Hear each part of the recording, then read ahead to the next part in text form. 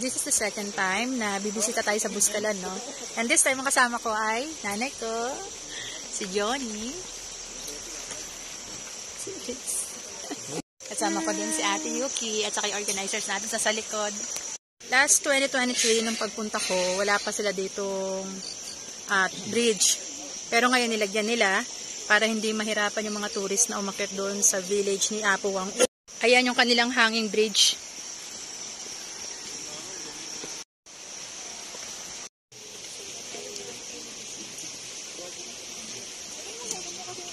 Ang daming turista na pumupunta dito kay Apuang Udlok.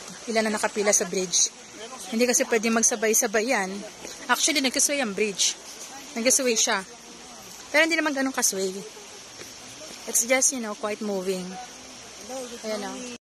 Nag-vlog na yung nanay ko. Ayun yung nanay ko, nag-vlog na siya. First time ni Ate Yuki pumunta rito. Kaya she's so excited.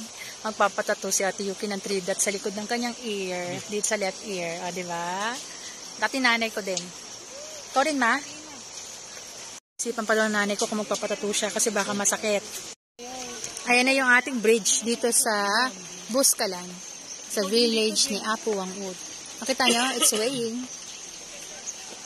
Sinunod sa akin ni Ivan, bagay daw. Bagay ba? So, to TV10. Uy, maganda yun. Ayan ang hindi po kami makalakad ng diretso kasi po sa dami ng tao. Ayan, kailangan, dahan-dahan lang kasi. Yuki?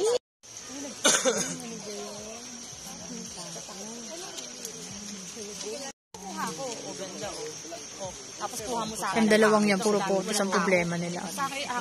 Kaya na pa sila nag-aanuhan doon. Puro picture ang problema nila. Yan yung dalawang. Yung dalawang yan, ayun o. Puro picture ang problema ng dalawang yan. Kaya siya pangit to, pangit.